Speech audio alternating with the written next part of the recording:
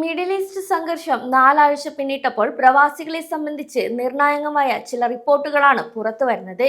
നേരത്തെ പറഞ്ഞിരിക്കുന്നത് പോലെ യുദ്ധം വെറും വാക്കുകളിൽ ഒതുങ്ങുന്നതല്ല, അത് പ്രവാസികളുടെ യാത്രയെയും അതുപോലെ ജീവിതത്തെയും ബാധിക്കുന്നതായാണ് വ്യക്തമാക്കുന്നത്. ഇന്നലെ കുവൈറ്റ് വിമാനത്താവളത്തിലുണ്ടായ ഡ്രോൺ ആക്രമണവും വിമാന സർവീസുകളിൽ വന്ന വലിയ മാറ്റങ്ങളും യുഎയിലെ ഓരോ പ്രവാസിയും സാരമായി തന്നെ ബാധിച്ചു. കാര്യങ്ങളെല്ലാം പഴയപടി ആയിരുന്നിട്ടും വീണ്ടും കുവൈറ്റ് അന്താരാഷ്ട്ര വിമാനത്താവളത്തിന് നേരെയുള്ള ഡ്രോൺ ആക്രമണം ആശങ്ക സൃഷ്ടിച്ചു.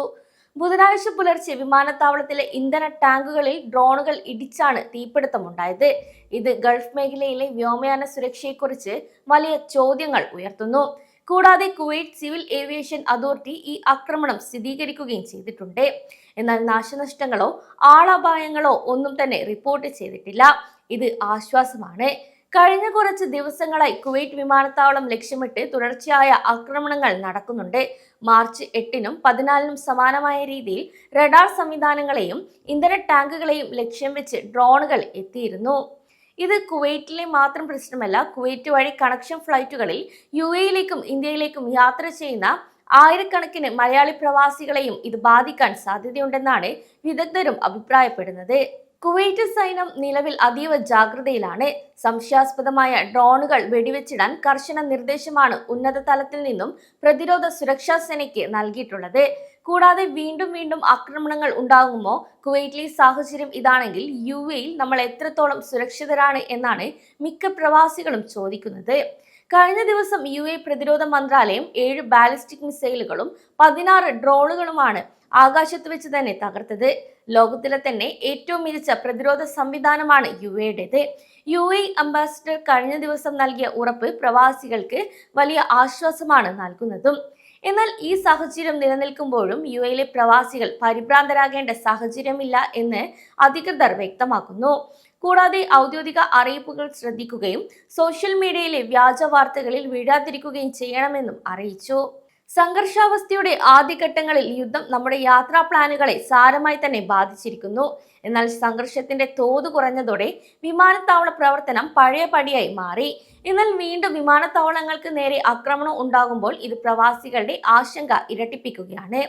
കൂടാതെ വ്യോമാതിർത്തികൾ അടയ്ക്കുന്നതും സുരക്ഷാ ഭീഷണിയും കാരണം ഖത്തർ എയർവേസ് ഏഷ്യയിലെയും യൂറോപ്പിലെയും 12 പ്രധാന കേന്ദ്രങ്ങളിലേക്കുള്ള സർവീസുകൾ താൽക്കാലികമായി നിർത്തിവെച്ചിരിക്കുകയാണ്. ഇതിൽ ഇന്ത്യയിലെ അഹമ്മദാബാദ്, അമൃത്സർ എന്നിവയും ഉൾപ്പെടുന്നുണ്ട്. ഒപ്പം ദക്ഷിണ കൊറിയ, ജപ്പാൻ, UK, ജർമ്മനി തുടങ്ങിയ രാജ്യങ്ങളിലേക്ക് ദോഹ വഴി പോകാനിരിക്കുന്നവരും ഇപ്പോൾ പ്രതിസന്ധിയിലാണ്. അതേസമയം വിമാനങ്ങൾ റദ്ദാക്കപ്പെട്ട യാത്രക്കാർക്ക് തീയതി മാറ്റാനോ പണം തിരികെ വാങ്ങിക്കാനോ ഉള്ള സൗകര്യങ്ങൾ എയർലൈനുകൾ നൽകുന്നുണ്ട്. അതിനാൽ നിങ്ങൾ വരും ദിവസങ്ങളിൽ യാത്ര ചെയ്യാൻ പ്ലാൻ ചെയ്യുന്നുണ്ടെങ്കിൽ എയർലൈനുമായി ബന്ധപ്പെട്ട് സർവീസ് ഉറപ്പുവരുത്തേണ്ടത് അത്യാവശ്യമാണ്. കൂടാതെ യുദ്ധം സമാധാനത്തിലേക്ക് നീങ്ങുമോ അതോ ഇനിയും കടുക്കുമോ എന്ന പേടി പലർക്കുമുണ്ട്. എന്നാൽ അമേരിക്കൻ പ്രസിഡന്റ് ഡൊണാൾഡ് ട്രംപ് ഇറാനുമായി ഒരു 15 പോയിന്റ് വെടിനിർത്തൽ പദ്ധതി പ്രഖ്യാപിച്ചു. പാകിസ്ഥാൻ വഴിയാണ് ഈ സന്ദേശം ടെഹ്റാനിൽ എത്തിച്ചിരിക്കുന്നത്. സമാധാന ചർച്ചകൾ ഒരു വശത്ത് നടക്കുമ്പോൾ തന്നെ മറുവശത്ത് US 1000 പുതിയ സൈനികരെ കൂടി മിഡിൽ ഈസ്റ്റിലേക്ക് അയക്കുന്നു. 82ാമത് എയർബോൺ ഡിവിഷൻ എന്ന സേനയാണ് ഇവിടെ എത്തുന്നത്. ഇതോടെ ഈ മേഖലയിലെ സൈനിക സജ്ജീകരണം വർദ്ധിപ്പിക്കുകയാണ്. അതിനാൽ ഇനിയുള്ള ദിവസങ്ങൾ നിർണായകം എന്നേ പറയാൻ സാധിക്കുകയുള്ളൂ.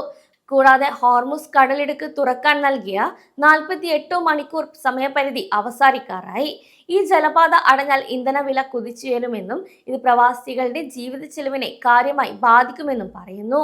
അതേസമയം കുവൈറ്റ് വിമാനത്താവളത്തിലുണ്ടായ ഡ്രോൺ ആക്രമണത്തെ തുടർന്ന് യാത്രക്കാർക്ക് ചില സുരക്ഷാ നിർദ്ദേശങ്ങൾ പുറത്തിറക്കിയിട്ടുണ്ട്. കുവൈറ്റ് ഖത്തർ എയർവേസ് വഴി യാത്ര ചെയ്യുന്നവർ ഫ്ലൈറ്റ് സ്റ്റാറ്റസ് നിർബന്ധമായും ഇടയ്ക്കിടെ പരിശോധിക്കണം. കൂടാതെ നിങ്ങളുടെ പാസ്പോർട്ട്, വിസ രേഖകളുടെ ഡിജിറ്റൽ കോപ്പികൾ കൈവശം വെക്കാനും ശ്രദ്ധിക്കുക. ഇത് സംബന്ധിച്ച് അനാവശ്യമായ പേടി ആർക്കും വേണ്ട. യുഎയുടെ പ്രതിരോധ സംവിധാനം അതിശക്തമാണ്.